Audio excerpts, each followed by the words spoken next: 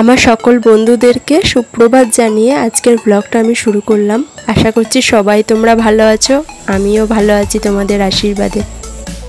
আজকে সকালেই আমি তোমাদের পেয়ারা গাছটা দেখালাম, পেয়ারাগুলো কত বড় বড় হয়ে আছে দেখো, আর সবগুলো পেয়ারা প্রায় পেকে গেছে। আর কাঠবেড়ালি পাখিতে ঝাঁক ঝাঁক এসে বসছে পেয়ারা গাছটার মধ্যে।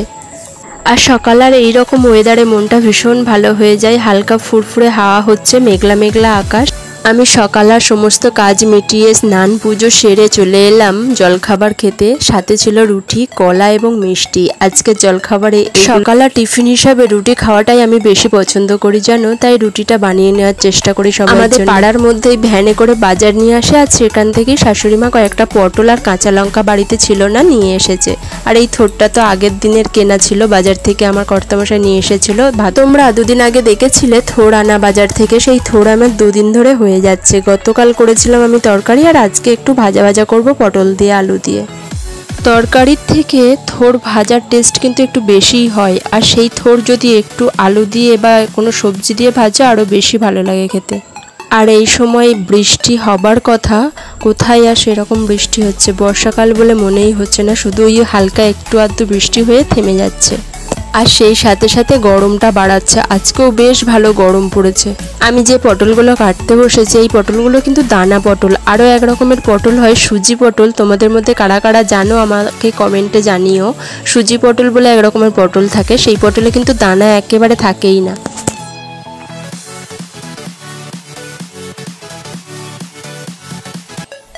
আর এই সুজি পটলের দামও বেশি কিন্তু, আর এই সুজি পটল সব জায়গায় পাওয়া যায় না। যেমন আমার বাপের বাড়ির বাজারে খুঁজলে আবার সুজি পটল পাওয়া যাবে না।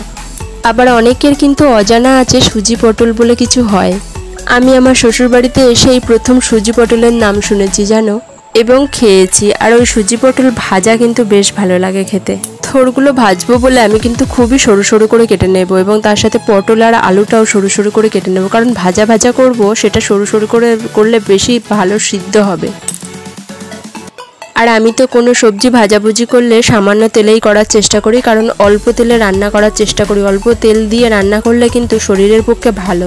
আর এখন যা ভেজাল, সব কিছু ভেজাল, তেল, ভেজাল মশলা, ভেজাল সবজি, সব কিছুতেই কেমিক্যাল দেওয়া থাকে।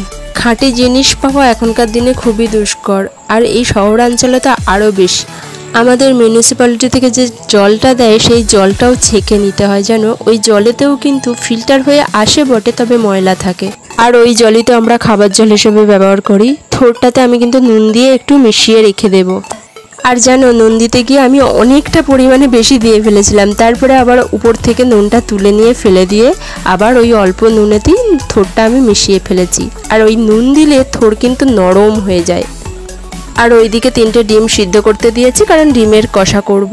আর এই যে দেখো, আলুটা চিরিচিরি করে আমি কেটে নিয়েছি, আলুটা একটু সিদ্ধ করে নিয়েছি, কারণ আলুটা 1 ফুট দিয়ে সেই জলটা আমি ফেলে দিই রান্না করার সময়। বাইরে কেমন রোদ্দুর বেরিয়েছে দেখেছো, ওই কারণে আজকে সারা দিন কেমন একটা ভ্যাপসা গরম। যেহেতু ভাজা করবো, তাই কড়াটাকে কিন্তু আমি ভালো করে তাতিয়ে নিয়েছি, আর তেলটাও ভালো করে গরম করে নিয়েছি, তাহলে দেখবে কড়া ধরে যায় না, বসে যায় না সবজিগুলো। আর আমি অনেকটা পরিমাণে কালো জিরে দিয়ে দিয়েছি। কালো জিরে কাঁচা লঙ্কা দিয়েই কিন্তু এই থোড়টা ভাজবো, কারণ কালো জিরে দিয়ে ভাজলে এই থোড়টার গন্ধটা এবং থোড়টা খেতেও বেশি ভালো হবে। তোমাদের আমার বাপের বাড়ির যে কলা গাছটা দেখিয়েছিলাম, কলা ধরে আছে এবং সেটা বাঁধাও হয়েছিল বস্তা দিয়ে, সেই কলা গাছের বস্তা ছিঁড়ে হনুমানে কলা খেয়ে চলে গেছে। কলার কাঁদি থেকে কলা পেড়ে পেড়ে ওরা কি মহা আনন্দে যে খায়। আর অত লক্ষ্য রাখাও সম্ভব হয় না দুপুরের দিকে, কারণ সবাই একটু খেয়ে দিয়ে ঘুমায়, সেই টাইমে ওরা এসে ওই রকম খেয়ে চলে যায়। আর শুধু খায় না, ওরা বেশি নষ্টও করে, খেয়ে অর্ধেক করে করে ফেলে রেখে দেয় কলা গাছের গোড়ায়। আমার এই যে ভাজা ভাজা হয়ে গেছে, থোড়, আলু আর পটল একসাথে ওই ভাজাটা দেখিয়ে দিলাম। এরপরে আমি ডিমগুলো কষিয়ে নেব। আর তোমাদের ডিম কষা আমি এর আগেও দেখিয়েছি। ওই ডিম কষাতে সামান্য রসুন, 2টো কোয়া আর একটু আদা দেব, তার সাথে পেঁয়াজ থাকবে এবং কাঁচা লঙ্কা। আজকে একটু তেজপাতা দেবো ভাবছি, তার সাথে সাদা জিরে। আর আমাদের ডিম কষা মানেই একেবারে শুকনো শুকনো খেতেই সবাই বেশি পছন্দ করে, ঝোলা টাইপেরটা খায় না কেউ। আর আমারও ডিম কষা মানে শুকনো শুকনো ঝাল ঝাল বেশ ভালো লাগে। আমি কিন্তু ডিমগুলো খুন্তি দিয়ে একটু চিড়ে দিয়েছি, যাতে মশলাগুলো ভিতরে যায়। আর ডিমের সাইজগুলোও কিন্তু বেশ বড় বড় ছিল। আমি তো মাঝে মাঝে হাঁসের ডিম আর পোলট্রির ডিমের মধ্যে তফাৎ বুঝতে পারতাম না। এখন আমি বুঝে গেছি যে হাঁসের ডিমগুলো আরেকটু বড় বড় হয় এবং লাল লাল টাইপের হয়। হাঁসের ডিম তোমরা কারা কারা খেয়েছো আমাকে জানিও। শীতকালের দিকে কিন্তু হাঁসের ডিম পাওয়া যায় এবং হাঁসের ডিমের দাম কিন্তু পোলট্রির ডিমের থেকে ডবল থাকে, কারণ এই ডিম যদি 7 টাকা হয়, শীতকালে কিন্তু হাঁসের ডিম প্রায় 12 টাকা 14 টাকা দাম থাকে। আর শীতকালে তো হাঁসের ডিম আমাদের শ্বশুরবাড়িতে তো আমরা খুবই খাই। এই যে আমার ডিম কষা প্রায় হয়েও গেছে, নামিয়ে নেবে এবার। আর এইদিকে ভাতটা বসিয়ে দিয়েছি, তোমাদের দেখিয়ে দিলাম। আজকে আমার ঘরোয়া রান্নাঘরে রান্নায় 3টে পদই ছিল, ডাল, থোড় ভাজা এবং ডিম কষা। তারপরে একটু ঘরের কাজ করতে চলে এলাম, একটু মোছামুছি করতে চলে এলাম রান্না মিটিয়ে। আর এই যে আমার গোলু বাবাকে দেখতে পাচ্ছ, আমার ঘরে থাকে, কি সুন্দর দেখতে লাগছে। আমি একটু মোছামুছি করে রেখে দিচ্ছি। এটা কিন্তু একটা ফ্রেমের মধ্যে আছে, এটা ক্যালেন্ডারও না এবং কোনো কাঁচের জিনিসও না, দেখতে কিন্তু অপূর্ব। আর এই যে আমার তাকে প্রভু জগন্নাথ, সুভদ্রা এবং বলরাম শোভা বাড়াচ্ছে, এই জগন্নাথ দেবের মূর্তিটা কিন্তু কাঠের তৈরি। আর এটা আমার দাদা পুরী থেকে নিয়ে এসে দিয়েছিল। আর মাঝে মধ্যেই এইগুলো একটু ডাস্টিং না করে রাখলে দেখবে কি ময়লা যে পড়ে থাকে। তাই সংসারে রান্না করার ফাঁকেও কিন্তু অনেক ধরনের কাজ থেকে যায়, যেগুলো রান্নার ফাঁকে ফাঁকে করে নিতে হয়। আর এই যে সবুজ ঢাকনা দিচ্ছে, এই কৌটোটা দেখতে পাচ্ছ, এর মধ্যে আমার সমস্ত জুয়েলারি রাখা আছে। তোমাদের অন্য আর একটা ভিডিওতে আমি দেখিয়ে দেবো আমার কাছে কী কী জুয়েলারি আছে।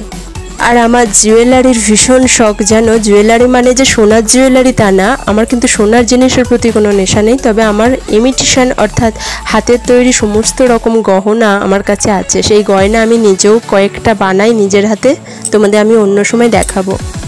আর আজকাল হ্যান্ডমেড জুয়েলারি যা বেরিয়েছে, সোনাকে বলে অধিক থাক, কারণ হ্যান্ডমেড জুয়েলারি সমস্ত জায়গায় তোমাদের সাধ্যমতো কিনে ব্যবহার করতে পারবে।